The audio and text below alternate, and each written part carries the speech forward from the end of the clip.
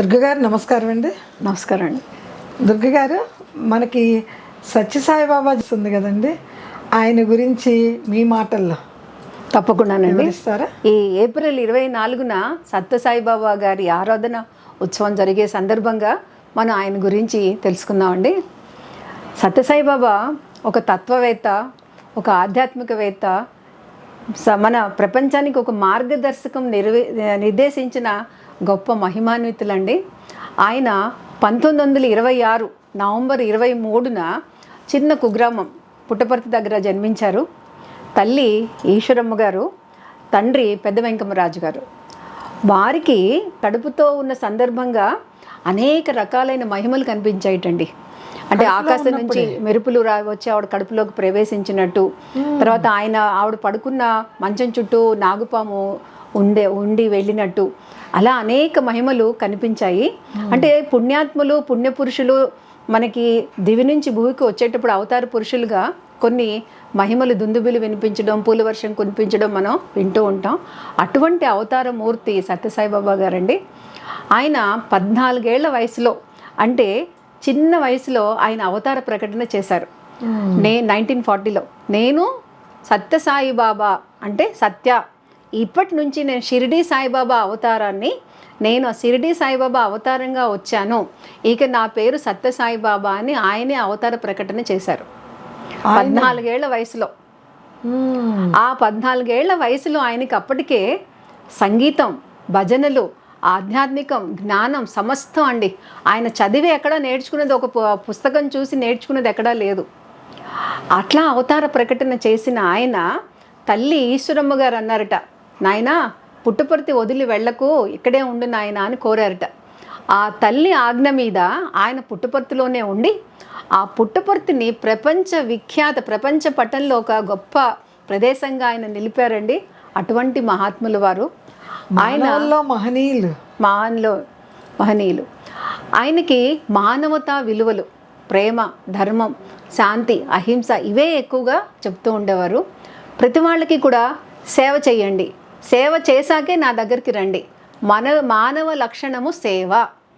నేను వెన్నలాంటి వాడినే, కానీ ఈ యొక్క సేవాని సెగ తగిలితేనే నేను కరుగుతాను.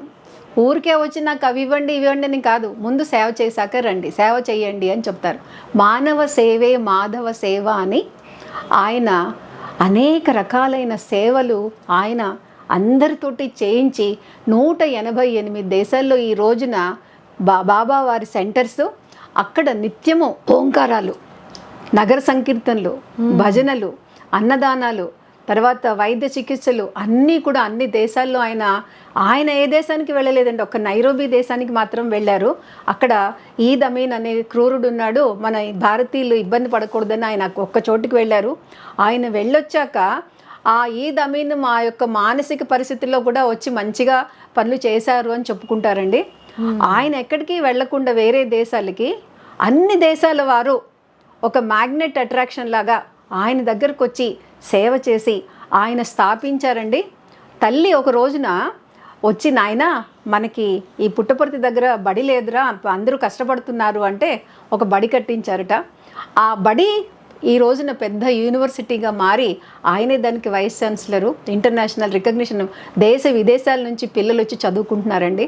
అలాగే ఒకసారి ఆవిడ, మనకి ఒక హాస్పిటల్ లేక ఇబ్బంది పడుతున్నారు, చాలా దూరం వెళ్ళాల్సి వస్తుంది అంటే, చిన్నగా మొదలుపెట్టిన హాస్పిటల్ ఈ రోజున మల్టీ సూపర్ స్పెషాలిటీ, గుండె ఆపరేషన్స్ కానివ్వండి, ఏవైనా కానివ్వండి, ప్రపంచ ప్రఖ్యాత వైద్యులు వచ్చి దాదాపు వాళ్ళ సేవ కింద 40 రోజులు అలా ఉండి ఆపరేషన్స్ అన్నీ చేస్తారు.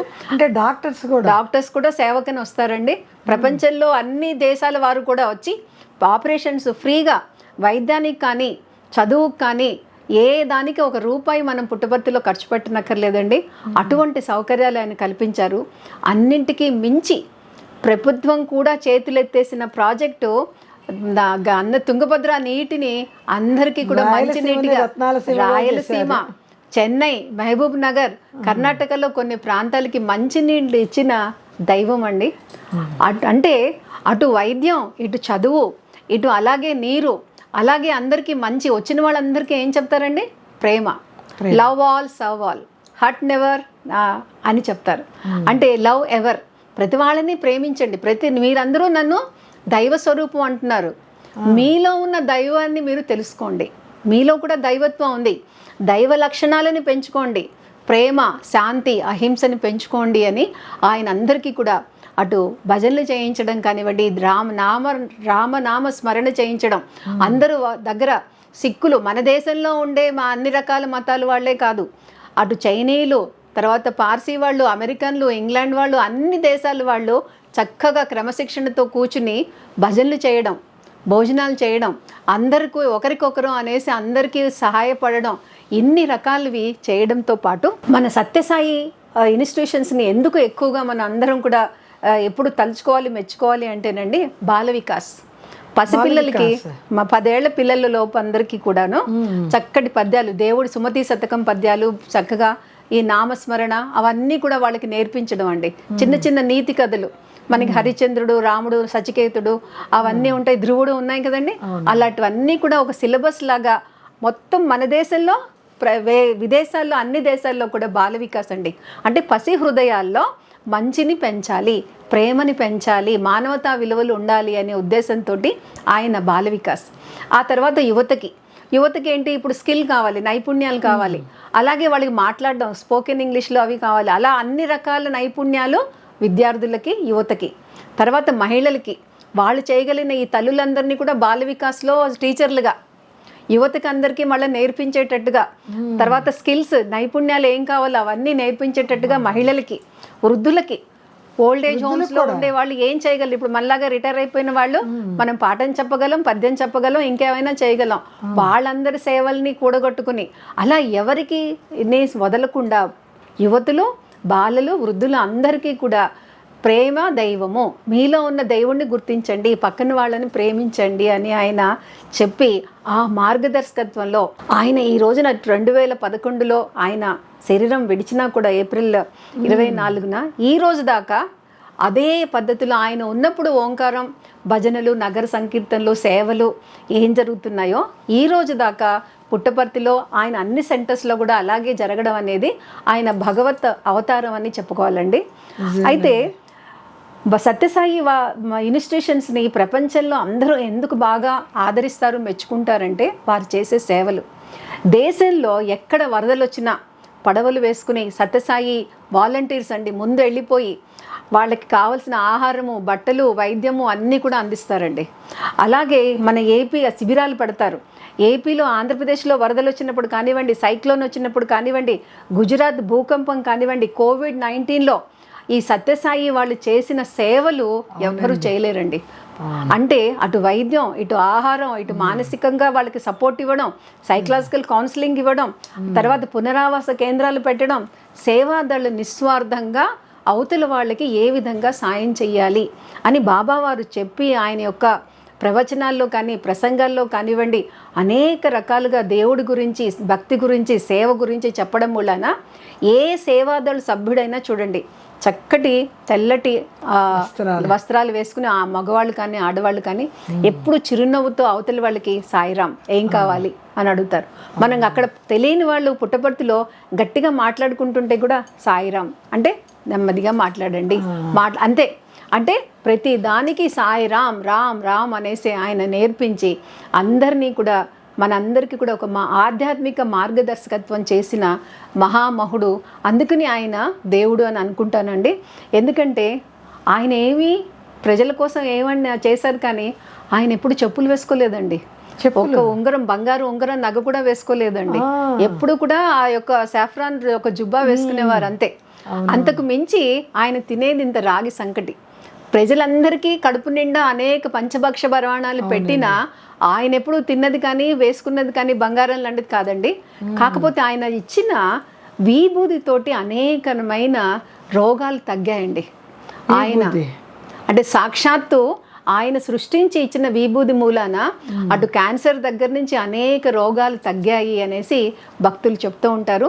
దాన్ని కథలుగా మనం సమర్పణ అనే వాటిల్లో కానివ్వండి, వారు రాసిన పుస్తకాల్లో, సనాతన సారథి లాంటి వాటిలో మనం చాలా చూస్తూ ఉంటాము. అలాగే కొన్నిసార్లు ఆయన వస్తువులు సృష్టించి కూడా ఇచ్చేవారు. ఉంగరం కానివ్వండి, నగలు కానివ్వండి.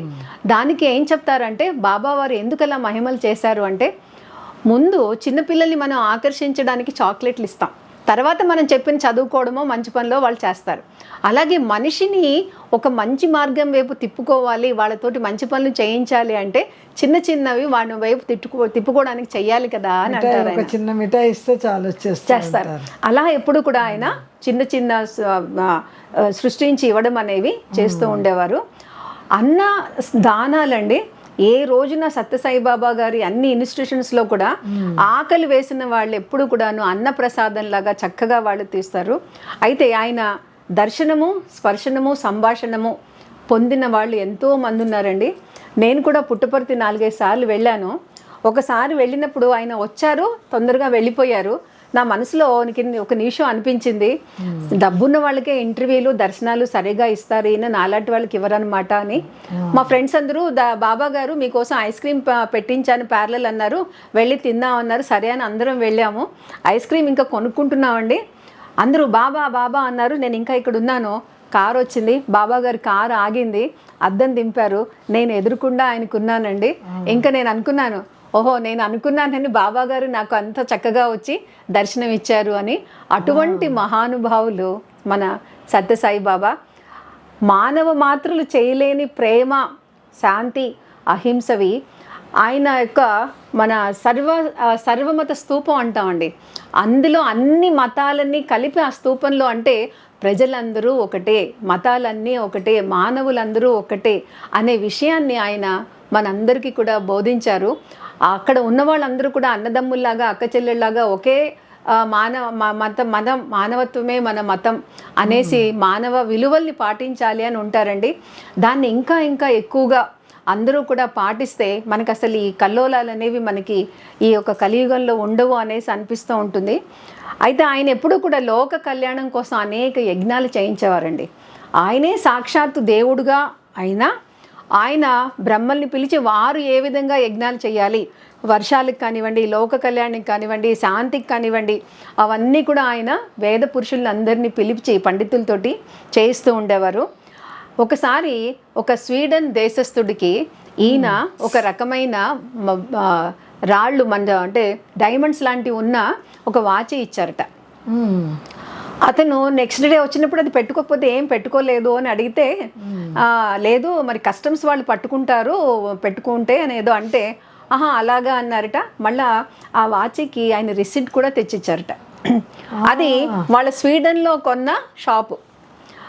ఈయన స్వీడన్ వెళ్ళినప్పుడు ఆయన్ని అడిగారట, షాప్కి వెళ్ళి ఆ భక్తుడు, ఎవరొచ్చి తీసుకున్నారు ఈ వాచి అంటే, ఇలా జుట్టు ఇలా ఉంటుంది, సాఫ్రాన్ రంగులో ఒక జుబ్బా వేసుకున్న ఆయన వచ్చి తీసుకున్నారండి అంటే, ఆహా మరి రిసీట్ అంటే కాసేపు అయ్యాక మళ్ళీ ఆయనే వచ్చి నాకు రిసీట్ కూడా కావాలంటే ఇచ్చానండి అని చెప్పారట.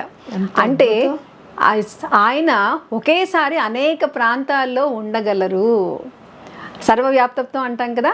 అంటే అటువంటి మహాత్ముడు కొంతమందికి మహిమలు చూపిస్తేనే వాళ్ళకి తెలుస్తుంది, నమ్ముతారు అని అన్నప్పుడు ఇలా ఆయన మహిమలు చేశారు.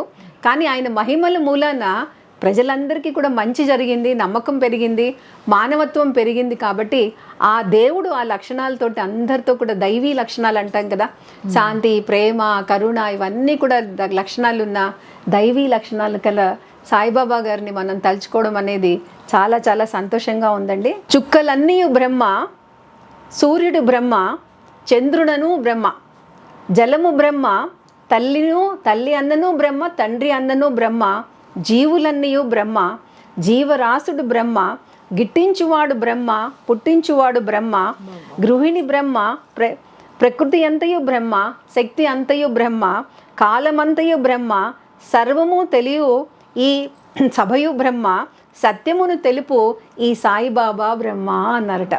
అంటే మొత్తము బ్రహ్మం, అది అన్ని మనుషుల్లో, ప్రకృతిలో అన్ని చోట్ల ఉన్నది బ్రహ్మము. అది తెలుసుకోండి, మీలో దేవుడు ఉన్నాడు తెలుసుకోండి, ఆ దైవత్వ లక్షణాలని పైకి తీసుకురండి, అందరూ కూడా మానవతా విలువలు కలిగి ఉండండి అని ప్రబోధించారు. అనేక పాఠశాలలు, వైద్యశాలలు పెట్టి అందరినీ కూడా మానవతా విలువలతో ఉండండి అని చెప్పారు. ఈ రోజున ప్రపంచానికి కావాల్సింది అదే. కాబట్టి ఈ సత్యసాయిబాబా వారి యొక్క సందేశము మన యువతకి అందరికీ కూడా చేరి అందరం కూడా మానవతా విలువల్ని ఇంకా ఇంకా తెలుసుకోవడము ప్రచారం చేయడం అనేది సనాతన ధర్మాన్ని కాపాడడానికి, ఆయన వేదంలోని విషయాలన్నీ అందరికీ తెలియపరచడానికి, ధర్మ మార్గంలో మార్గదర్శనం చేయడానికి వచ్చారు. ఆయన్ని మనం సంపూర్ణంగా అర్థం చేసుకుంటే ఈ మానవతా విలువలతోటి ఇంకా మనం చక్కగా ముందుకు వెళ్ళాలి, అందరూ పాటించాలి అని కోరుకుందామండి. వారికి నా నమస్కారములు. నమస్కారం అండి.